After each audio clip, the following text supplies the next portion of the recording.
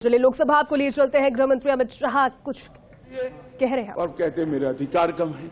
मैं देश की जनता को, दिल्ली की जनता को, सारे विपक्षी दलों को इतना ही कहना चाहता हूं, साहब 1993 में राज्य बना, 93 से 15 तक इसी नियमों के अनुसार उस वक्त भी सर्विस केंद्र सरकार के हाथ में ही थी।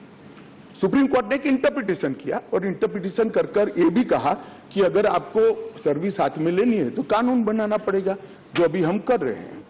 तो 93 से लेकर 2015 तक किसी भी मुख्यमंत्री को कभी भी झगड़ा नहीं हुआ। आप भी आए, हम भी आए, ऊपर हम भी थे, आप भी थे, क्योंकि झगड़ा इसलिए नहीं हुआ कि जो भी आए, मैं तो आपके वखान कर रहा हूं अधीर रंजन जी, समझिए, चाहे कांग्रेस हो या बीजेपी, जो भी आए उनका मकसद दिल्ली की जनता की सेवा करना था। अगर सेवा करनी है तो झगड़ा करने की जरूरत नहीं, मगर अधिकार चाहिए तो झगड़ा करने, और झगड़ा करने का स्वभाव ही हो तो क्या कर सकते हैं। हम तो रिसीविंग एंड पर है, भाई झगड़ लो, अब क्या कर सकते हो।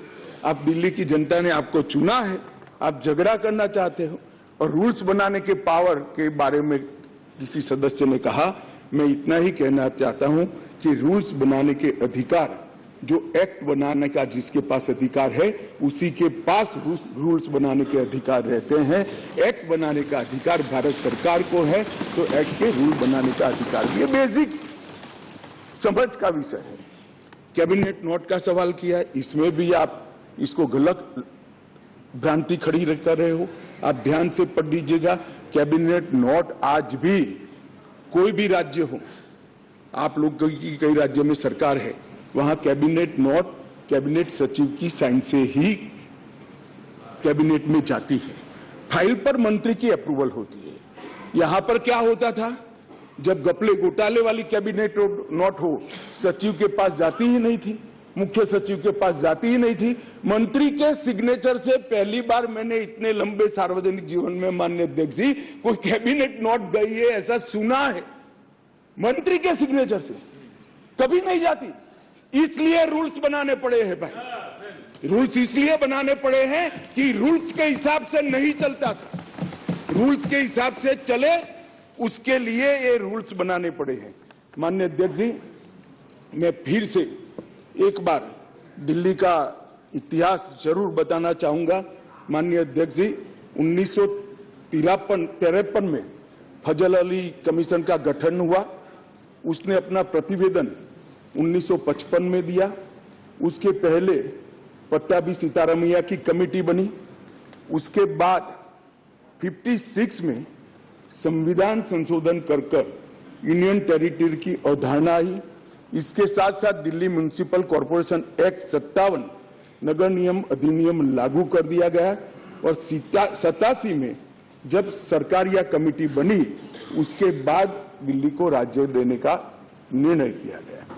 249A के तहत इसका विस्तृत वर्णन दिया हुआ है और 69वें संविधान संशोधन के द्वारा इसको लिया गया। मैं एक जो रिपोर्ट है इसका कोट भी पढ़ना चाहता हूं। पहले मैंने जवाहरलाल नेहरू जी को पढ़ा, आंबेडकर जी को पढ़ा। श्री रिंकू जी आंबेडकर जी को कह रहे थे कि आंबेडकर की भावना के खिलाफ काम करे हो। रिंकू जी, हम तो आंबेडकर जी की भावनाओं के अनुसार काम कर रहे हैं।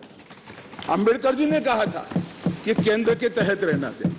और माननीय अध्यक्ष जी, बालकृष्ण रिपोर्ट में साफ शब्दों में कहा, मैं कोट अनकोट कहता हूं, दिल्ली की कार्यप्रणाली और सेवा प्रणाली, कार्यप्रणाली और सेवा प्रणाली केंद्र सरकार के अधीन होनी चाहिए। संविधान में संशोधन के दौरान तत्कालीन गृह मंत्री ने भी अपने वक्तव्य में ये बात